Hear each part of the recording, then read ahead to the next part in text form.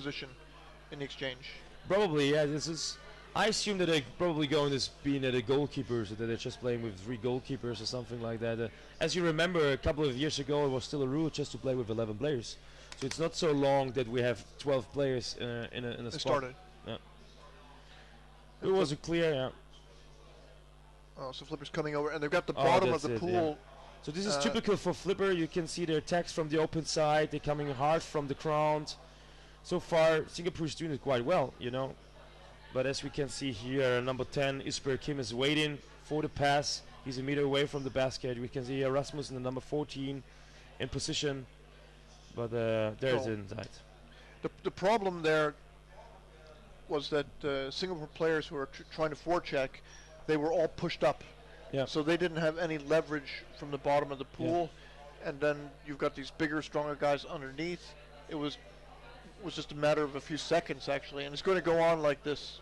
It's about stealing the position around the basket at the ground. You know, you have always the advantage when you have fixed walls around you, like the wall or the bottom. These are structures you cannot push the way through. While when you're in the air or in the water, at least without a fixing point, you can be pushed easily through the water. This is why you always see Flipper. They're taking the position very, very close at the bottom, and if you want to get through them, they want you to, as a defender, if you want to go on the other side, not under but over the people having their position. Oh, another. This was well done, but finally not scored. It was number 7, Martin Kjellgaard. And we see here number 15, Björn B. Anderson, passing the balls through, and here this is typical what they're doing. Very, very close to the basket. Nice effort by the defenders, but they're this is the malice, and it's done. So we have seen number 7 here, Martin Kjellgaard, is it? Scoring, yeah, Martin Kjellgaard. What did you say? Kjellgaard. Yeah. Okay. I'm sorry for the name. The double A is like O. Ah, okay. Yeah. Kjellgaard. Ah, okay. This is what we expected. Yeah, this is, to be honest, yeah. At least yesterday we were on the Wonder Rugby Academy, and many of the Singapore teams came there just to visit it, and they told us that of course they are a kind of a lonely island there in Singapore. They're in Asia. There are not many teams are around. To play a proper game, they need to fly to USA, Europe, or to Australia. So for them, it's just to take part here to gain some experience. Playing exercises, exchange knowledge. Well, it's a chance for them to test themselves. And definitely. I mean, some things are positive. For example, they're going underneath the scrum to try and pick up the ball. Yeah. And you have to do that. Right. Otherwise, you. What I was wondering to hear is that they're not trying to make it to the World Championship. Oh, this was a great pass. They aren't. And they scored. This is awesome. This is Someone what they usually. They are not going. That's usually what you see here. Just to go back to this game, this Flipper game is very, very nice because they come very, very close to the bottom. So they come from the floor, immediately directly from the floor, and they're trying to play out the defender. What they did really well, even physically. So they jump in, what for example Colombia is not doing. So they're playing a lot around, and they're going really physically in. Yeah, coming back to this, the Singapore guys have told me that they're probably not trying to make it to the World Championship. Maybe I don't know if it's a matter of financial issues or federation issues. I'm not sure, but as for now, they're not. This was a very good opportunity for the number 23. What was Ricard Ladogrove, and the final score was then made by. Can you see the number? Unfortunately, it's not turning around. But this is another one. So 4 minutes played. It's a lot of money for them to come all the way from Singapore to go to Graz for a week. Definitely. And you have to take time off from work. So we're talking about yesterday we got the information, so that the competition schedule, the total World Championship will be around 10 days. So there will be 2 days of practice and then 8 days of competition. They're scheduled so far. Of course, the final schedule depends on the number of participating teams, of course. And so we will see. So the final registration should be 24th of April, I've heard. So end of April we will know more. But so far we see it's tricky to decide. Very nice game start. 25 here. Sigurd Greif Didriksen. Didriksen. Sigurd. But Sigurd Sigurd, Greve yeah. did. So Sigurd with the 25 did the score, 100%. was a great assist. He's just stealing the basket. He did it not conventional, right, with his back, but with his stomach. So he just put in front of him, over the basket. So there was no goalkeeper able to take his position. Then he received a great pass and pushed it in. So far it's quite easy, even for the referees. Now the ball was outside. We can see here Jose from New Jersey, the referee, giving here the free throw for the flipper team, while Singapore, because Singapore was swimming out of the field, or were pushed out of the field probably. There's another typical thing for a flipper. You see here now the goal was stolen another time, but he pushed away, so the referee is giving a favor for the Singapore guys, so they now have the chance to get the ball, to have a free throw. I need to calm down a bit. We've played 6 minutes and they received 5 goals. They need to have more with the ball. They need to play more with the ball. 新加坡观众不要着急，这是第一次来的。It's the first time that Singapore took part. Oh yeah, definitely, definitely. Even I don't know if I've heard they played the Pan Pacific Cup. What is at least a tournament with oh, another one. Very great done, very well. The goalkeeper was tagged by his head and then turned around by the attacker, while by this turning he made a free spot where the attacker could put the ball in. I was not sure if it was Ricard again with the number 3, but someone with a 2 in front. So could be 1 out of 4. This is also the chance for the fatties to practice. They need to experience going into the goal against bigger, stronger players. What happens? How does it feel? What do we have to do better? Yeah. And you almost have to savor this. I had a very interesting experience at Oberhausen. This Finnish girl, 15 years old, she was losing terribly to the Turks, but she said she liked it. Yeah. She said so he was 25 with a great attack from the hat. It was Sigurd again. Yeah. He attacked firstly, but he didn't make a goal, so he took another. He took another crap. Passed over the goalies on the other side. On the other side, no. I think he still had hold the ball in his hand and just attacked the goalkeeper another time with the hat. So it was made by 25. So two waves more or less of attacking. What's all this stuff in the water? I'm not sure really what it is, but it looks weird. It's like plastic, or what is it? You think it's like the problem with plastic pollution in the sea? Probably, but why is it in the water now? Maybe someone lost something, or they have.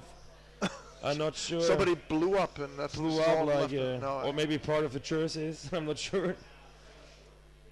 Maybe they're not chloristic resistant or something. Chlorine resistant. Well, what do you think about the jerseys playing then at the World Championship? You heard about that? Yes. I remember when the discussions about the jerseys first started, there was a lot of resistance, and I didn't have a particularly strong opinion about it in the beginning, but it's clear now today that you can identify the players much better, so, and for that reason it's worth it. In fact, it'll make it easy for the referees, and we should have numbers on the Finns too, because if you 21 now with a great goal. Yeah. Jonas Poulsen, yeah, got received the ball here from the closed side, and had a lot of time there to push his back out through against the goalkeeper and he's very strong. The ball. He's very strong. He's one of the top scorers. I think so, from even one of their hard attackers from Denmark. So he's even player of the national team, as I know. No, he's a good one.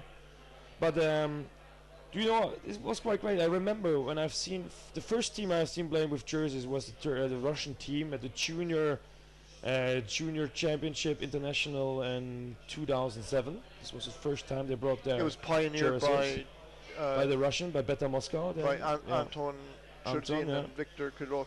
And then we Germans catch up. So we have been the only, after the Russians left the junior competition in 2010. The German team, and remember the German U21 team started to play in jerseys. Now we have three Danish players at the basket. It was great. It was 28.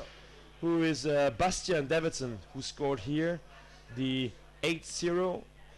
Oh, this is quite hard thing, you know. 8-0 in the first half. 9-0, it was 9-0 by Bastian Davidson. This is hard. This is quite hard. I've not expected it would be that hard, but of course, Singapore. How long they are existing? 3-4 years? When was this team founded? Maybe Yeah, something like that. Maybe 5 years. I'm not sure the exact date, but Yeah.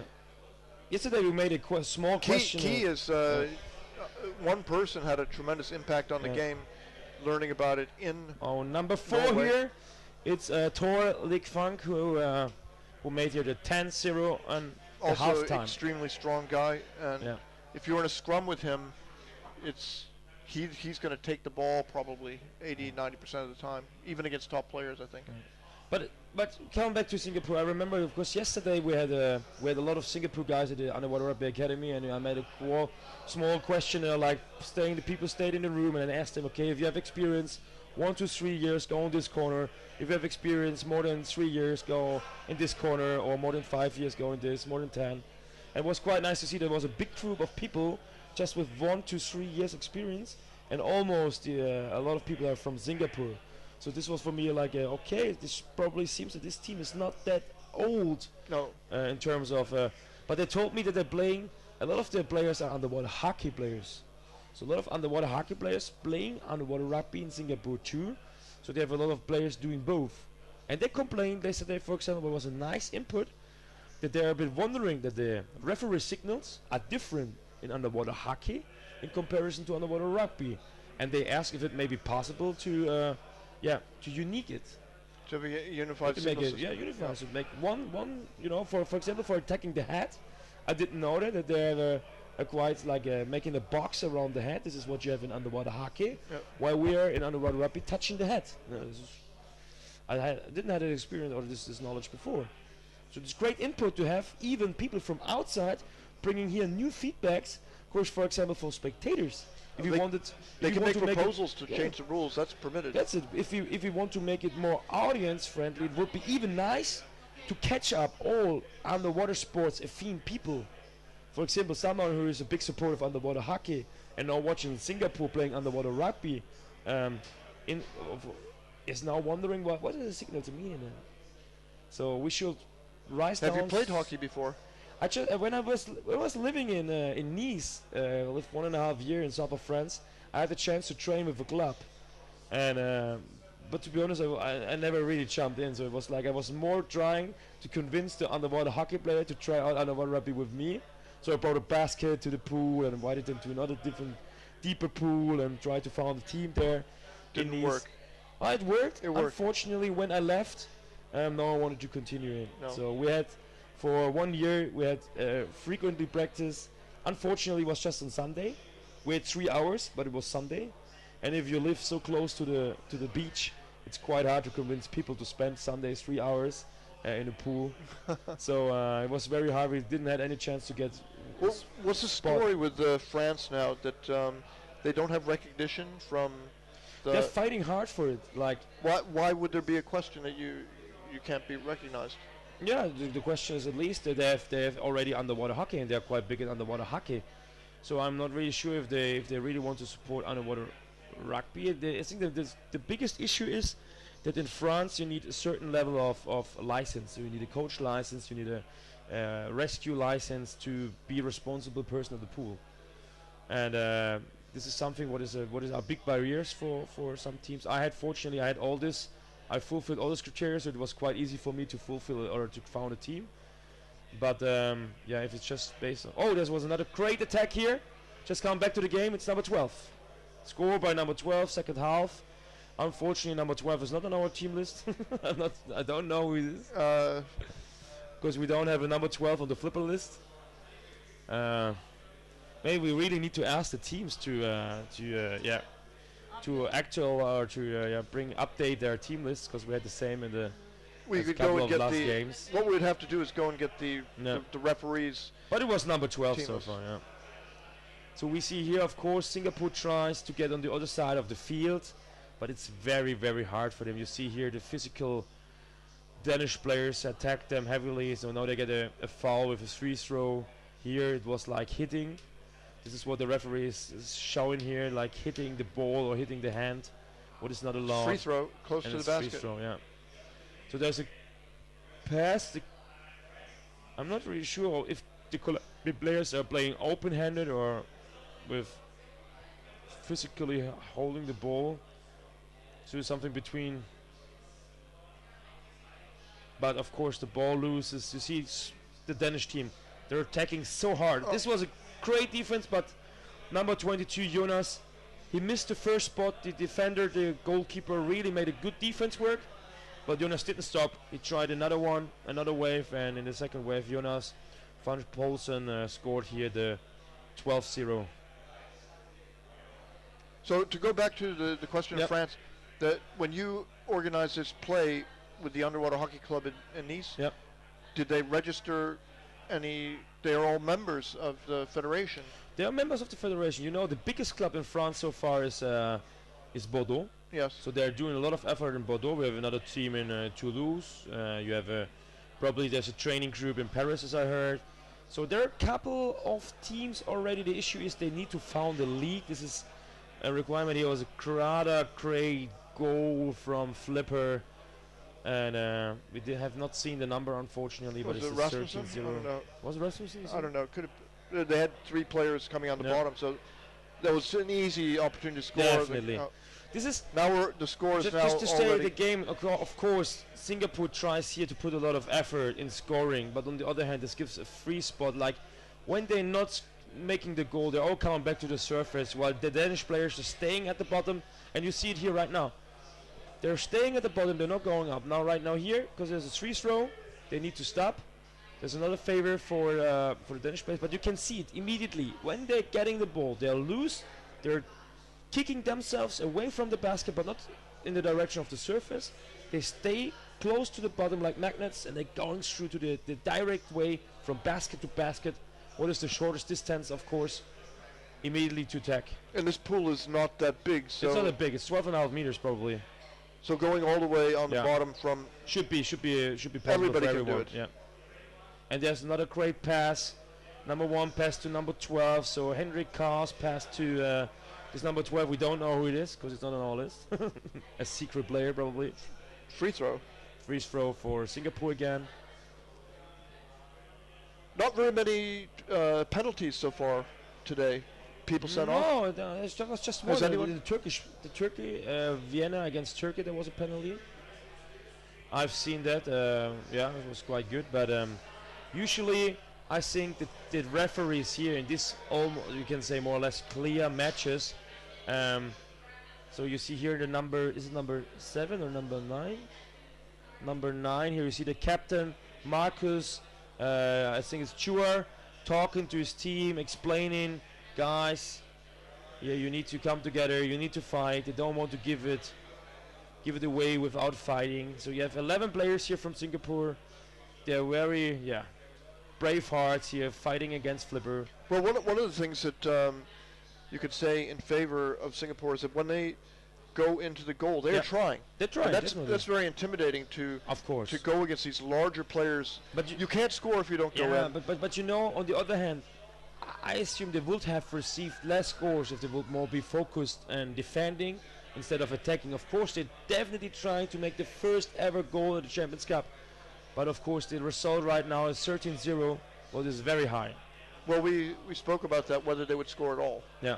So at least they need to. Yeah, you see it here, for example. They're just looking and bringing the ball forward, and so it's Thor League Frank who made here the 14-0 on the empty net goal. And to be honest, this is the third empty net goal more or less in a row, or with just one half defending goalkeeper here. So the fatties are fractured now. Yeah, they're fractured. Broken into parts. They're no longer able to maintain their defense. But this may be also an issue. They may probably have never played such a strong team. So at least as a coach, you also need to have a strategy about. I say as a coach, you're playing against teams you have the ball, and you're playing against teams you don't have the ball. And there are 2 different game styles. If you have the ball, you need to be active. You need to be work for your opportunity to score. Why against teams like Flipper, you don't have the ball. You need to focus on how to defend and what to do when we're getting the ball in their own basket. How to leave the basket. And these are 2 completely different game styles. And it seems probably that this playing against a team we're not having the ball is something Singapore probably don't really know. They never had this maybe on that level before. Well, it's great, massive attacks from Flipper. They really do. He leaves the ball behind. Even he was attacked by the defender. He still keeps the position at the ground. Brought the ball to the closed side. It came back to number 12, who's the guy we don't know, and who finally scored then. So this was the third goal right now for number 12. We hope to provide the name later. A good question, what they can do better. We discussed this already. It's a question from the chat. Of course, if you put everything on the matter to score, it definitely brings you at the point that you have the open space at your own basket. So Fat, at least with a 15-0, they should concentrate more in ball positioning and passing and in going backwards by losing the ball. Because currently they're putting a lot of effort in losing the ball, trying to get it immediately back. But as you see here, yeah, was a great goal by number 22, Jonas van Spulsen, and the defender not even has seen the ball.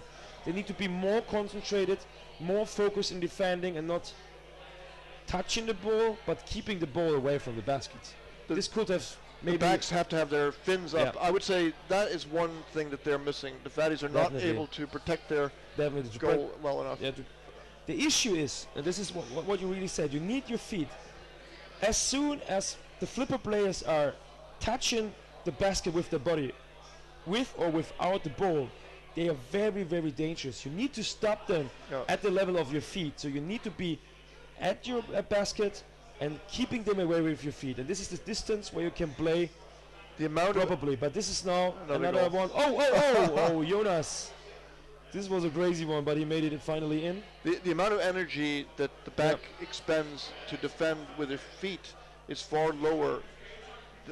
We even have a time penalty, as I've seen it here, but we're not really sure. Is it for which team? Is it really for Blue? So Blue is just playing with 5 players, but still score. Can this be? Easily. But so we can see here a time penalty in Blue, and of course the time is still running. This was also great. You can see Rasmussen had the opportunity to bring the ball on the left hand or the right hand side. He has chosen the left hand side, which was the closed side. They scored. The time penalty you're seeing at the top of the corner, it's for the Blue team, for Flipper. So this time is running till it's over or Flipper is receiving a goal.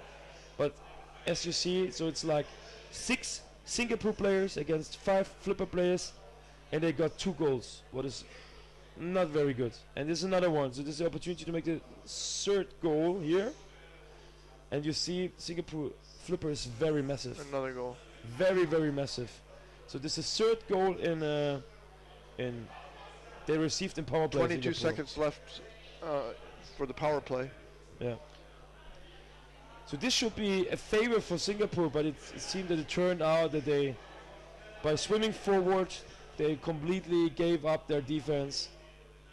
So Flipper just with 5 players scored 3 probably goals. Most of the Flipper players could 1-on-2 go through 2 or 3 of the Fatty players. So